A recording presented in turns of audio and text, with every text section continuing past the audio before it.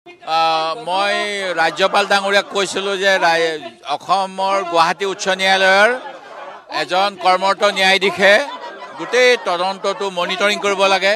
এতিয়ালৈকে ফাইনেন্স ডিপাৰ্টমেণ্টৰ যি বিত্তীয় কেলেংকাৰীৰ কাৰণে প্ৰৱৰ্তক সঞ্চালকালয় থাকে, প্ৰৱৰ্তক সঞ্চালকালয়ে এতিয়ালৈকে কোনো মন্তব্য দিয়া নাই। CBI আৰু ED জইণ্ট এনকুৱাৰী হ'ব লাগে, আমি সেইটো বিশেষকৈ বিচাৰিছোঁ। আৰু যিসকল ব্যক্তিক চৰকাৰে ৰাজআতিথ্য দিছে, কিয় ৰাজআতিথ্য দিলে এগৰাকীক, তাৰ তদন্ত হ'ব লাগে, বিষয়ৰ ওপৰত শাস্তি হ'ব লাগে। আৰু এতিয়াও তেওঁলোকৰ সা সম্পত্তি 2013 চনৰ যি আমাৰ অসম চৰকাৰে আইন আনিছিলে এনেকুৱা ডিপজিটৰসকলক ৰক্ষা কৰিবলৈ, সেই আইনৰ কোনো নাম গোন্ধই লোৱা নাই। সেই আইন প্ৰৱৰ্তন কৰি দোষীসকলক শাস্তি দিয়ক। স্মাৰ্ট মিটাৰ অসমত চলাইছে আদানীক লুণ্ঠনৰ সুবিধা দিবলৈ, এই স্মাৰ্ট মিটাৰ বন্ধ কৰক। মই ৰাজনীতি কৰোঁ, মই বিৰোধী দলৰ মানুহ, মই মানি লৈছোঁ। তেতিয়াহ'লে আজি গোটেই অসমতে সদৌ অসম চাহ জনজাতি ছাত্ৰ সন্থাই কিয় আজি প্ৰতিবাদ কাৰ্যসূচী গ্ৰহণ কৰিছে, এই কথাটো চৰকাৰে স্পষ্ট কৰক। মই বাতৰি কাকতত দেখা পাইছোঁ বিভিন্ন অঞ্চলত আমাৰ ৰাইজে, মই যেতিয়া গাঁও অঞ্চলত গৈছোঁ তেখেতসকলে কৈছে স্মাৰ্ট মিটাৰ ফলত তেওঁলোকৰ জীৱন দুৰ্বিবহ হৈছে, তেওঁলোকে আৰু নোৱাৰে। মুখ্যমন্ত্ৰীৰ পত্নীৰ সম্পত্তিৰ আমাক তদন্ত লাগে। এই গোটেই কথাবিলাকক লগত লৈ আমাৰ মুঠতে যেতিয়ালৈকে স্মাৰ্ট মিটাৰ বন্ধ কৰিব নোৱাৰিব, হিমন্ত বিশ্ব শৰ্মাই অন্য দিশত দৃষ্টি লৈ গৈ হিন্দু মুছলমানৰ যিটো মিয়াৰ খেল খেলা আৰম্ভ কৰিছে, এই খেলত আচল কথা তল পেলাব নোৱাৰিব। তাৰ কাৰণে আমাৰ এই প্ৰতিবাদ আৰম্ভ হৈছে। দ্বিতীয় কথা, হিমন্ত বিশ্ব শৰ্মা ডাঙৰীয়াই চবতছে এটা ডাঙৰ কথা কৈছে যে সেনাক যদি বম দিব লাগে অসমত নহয় বাহিৰত বম দিব লাগে। এজন সাংবাদিক পোষ্টত থকা মুখ্যমন্ত্ৰীয়ে প্ৰৰোচনামূলক, উত্তেজনামূলক এনেকুৱা অসাংবিধানিক বক্তব্য দিবলৈ সাহস ক'ত পালে?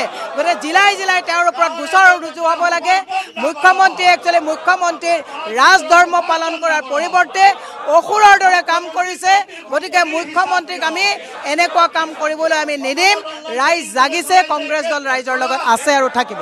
মুখ্যমন্ত্ৰীয়ে যিটো তেওঁ প্ৰমাণ চাবৰ কাৰণে 20 জন MLA ঘৰত তেওঁ স্মাৰ্ট মিটাৰ লগাইছিলে, প্ৰতিজন MLA কৈছে যে আমাৰ আগতকৈ 3 গুণ 4 গুণ দাম বৃদ্ধি হৈছে।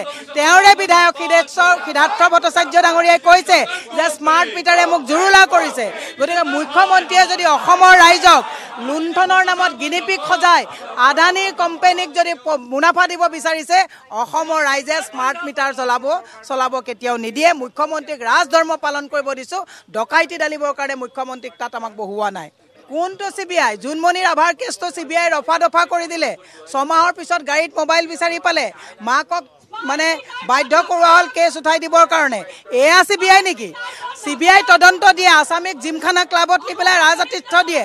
আৰু কালি লকআপত হাজাৰ হাজাৰ আছামীয়ে লকআপত খানা খাই পেট বেয়া হোৱা নাই, তেওঁলোকৰ 3জনৰ পেট বেয়া হৈ আজি AMCত চিকিৎসাধীন অৱস্থাত হৈছে। হিমন্ত বিশ্ব শৰ্মাই এওঁলোকৰ জৰিয়তে যি অবৈধ অৰ্থনৈতিক দুৰ্নীতি অনলাইন ট্ৰেডিং কৰিছে তাক ঢাকিবৰ কাৰণে সোণাপুৰ কচুতলিত উচ্ছেদ কৰি মানুহক সেই দিশত হিন্দু আৰু মুছলমানৰ মাজত মিয়াৰ লুডু খেল খেলিব বিচাৰিছে। আমি মুখ্যমন্ত্ৰীক কৈছোঁ, আপুনি হাল এৰি খেল খেলিলে নহ'ব। এনেকুৱা দুষ্ট, এনেকুৱা বেয়া মনৰ জিদ্দি অসমক ধ্বংস কৰা এজন মুখ্যমন্ত্ৰীয়ে এদিন নিজেও তেওঁ ধ্বংস হ'ব। এই কথা আমি মনত পেলাই দিছোঁ যে মানুহক যিটো এটা আতিশায্য কৰিছে, অত্যাৱশ্যকীয় সামগ্ৰীৰ মূল্য বৃদ্ধি, 300 ইউনিট বিজুলী ফ্ৰী দিম বুলি কৈ এতিয়া স্মাৰ্ট মিটাৰত তেওঁ ডকাইতি ডালিছে। এইবোৰ দুৰ্ভাগ্যজনক কথা। মুখ্যমন্ত্ৰীক কৈছোঁ যে আপুনি এনেকৈ উদ্ভণ্ডালি কৰিলে অসমৰ ৰাইজে জোকাৰি পেলাবলৈ বেছি সময় নালাগিব।